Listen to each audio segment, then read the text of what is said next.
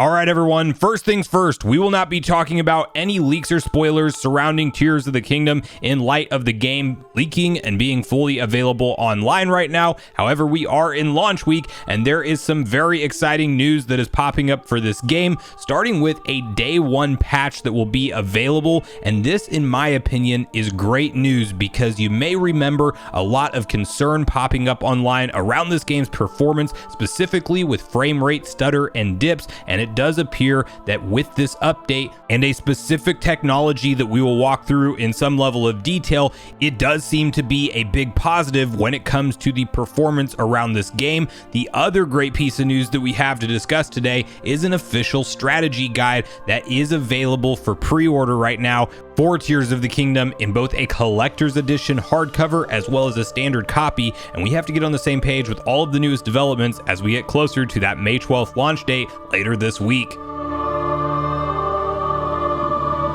What's up, nation? Hit the like button, subscribe, and turn on your bell notification if you're as excited for Tears of the Kingdom to launch this Friday on May 12th as I am. And with that, guys, we do have to first kick off this video with a conversation around the first patch that will be available for this game right at launch, mind you. In fact, people have already data mined it, and this is not going to be any kind of story spoiler, but rather a performance conversation around how the game runs, because you may remember previously on the channel, we talked about all of those concerns popping up online following some tweets out there from people who had played the game saying that it had major performance issues upon playing certain sections. Other people saying that it wasn't game breaking, but you could definitely notice some slowdown and stutter, especially when Link was using certain abilities and a lot of enemies were on screen. And naturally, there was some concern around the state that this game would launch in, especially with the recent track history of certain first-party Nintendo Switch releases,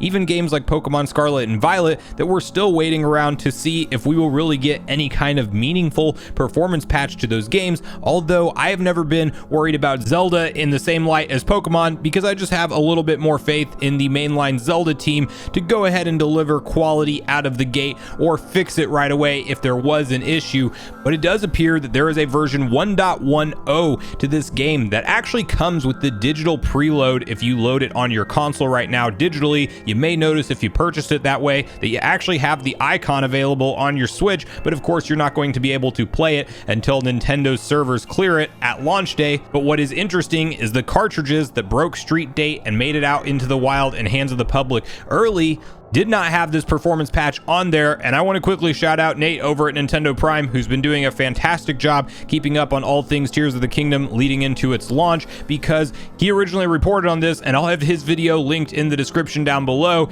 And it saved me the hassle of having to jump over to the Tears of the Kingdom Reddit that I know is filled with leaks and spoilers currently. But this particular performance patch, for people who have installed it to the cartridge and data mined it, have reported that it makes the game run a lot better. And the reason behind it is because it adds in a feature that is known as FSR, or AMD FX Super Resolution, which Nintendo has used in Nintendo Switch Sports. We've seen it in certain third-party games like Life is Strange True Colors, and essentially this is a upscaling technology where you can essentially run the game at a lower base resolution, but use the image upscaling technology to allow you to achieve a more consistent and better frame rate throughout, since you're running the game at a technical lower resolution. Hence, you get a better end user experience, and this is great news in my opinion. It should definitely put to bed some of the concerns around how this game may run in the hands of early adopters when you go out and buy this game day one. Again, I was never worried it was going to be in any kind of a broken state, but we did see some performance hiccups with Breath of the Wild when it originally released, and there was a patch shortly after to address some of those issues. We already have a day one patch that adds in a pretty freaking great technology that hopefully we see Nintendo run further with this thing and use future versions of FSR, because they do have 2.0, and I believe they've even showed off 3.0. It may be that those newer technologies are not exactly compatible with the Nintendo Switch and the chipset that it is running today, but I do think that whether it be AMD or if we see them go the route of Nvidia with DLSS in next gen hardware, I think that this is going to be a key technology for Nintendo to zero in on, especially when you consider the nature of a hybrid console, meaning you're running a full-on AAA developed game on essentially mobile hardware that just so happens to be able to be docked, and you can also play that on your TV. So this is a big win, and great to hear reports of the game's performance being essentially upgraded and having a noticeable difference in terms of frame rate quality and consistency after this AMD FSR was patched in as this 1.10 patch. There very well could be an additional update before day one, but at least we at the bare minimum have this one to look forward to. And again, no further action is required if you are downloading the digital copy of the game, but if you are somebody like myself who is picking up the physical cartridge, you will indeed want to go ahead and update that to the latest 1.1.0 version when you get it in your hands at launch. Now, the other exciting piece of news that we get to discuss today has to do with a Zelda Tears of the Kingdom official guide that is being released. You can pre-order it currently, at least over on Amazon in the US. This is 100% certain. I've not checked other regions of the world, although I do believe I saw a link somewhere for the UK store that is also selling this. So anyway, this is pretty exciting because we're going to get a deep look, of course,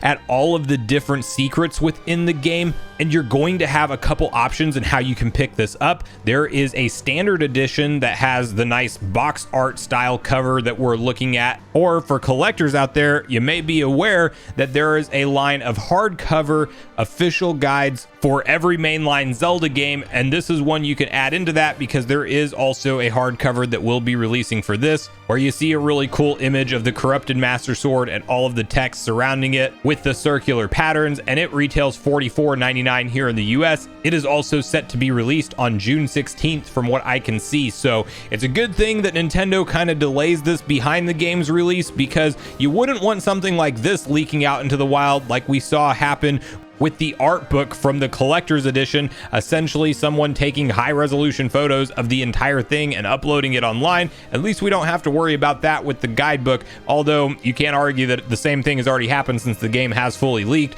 But regardless of all of that, I do think that that's exciting for collectors. You will want to be aware of this. It could be something that sells out initially when it launches, but I do think that there will be likely plenty of restocks for the foreseeable future around this item, although there will be that final day of where they won't print it any longer. So if you are somebody who maybe wants to look into adding this into your collection or just getting a guidebook collection started for the first time, definitely hop over to Amazon and check out those pre-order links, and you should be able to enjoy the official guide as of June 16th, 2023. But I really want to hear from you guys at this point in the video, all your thoughts and opinions on all of the latest round of updates for Tears of the Kingdom news as we get closer to the launch date, May 12th, which is this Friday. Are you planning on picking it up day one? Have you successfully dodged most of the leaks and spoilers floating around online? What do you think about this performance patch, the 1.1.0? Do you think it's something that FSR is really exciting to see added into the game, and that maybe that alleviates any of the concerns that you had around this game and how it might perform? I know it definitely helps the case for Nintendo either way. It's just a benefit. It's not a downside to adding this technology in. So it's interesting to see them patch it in and not just have it in the game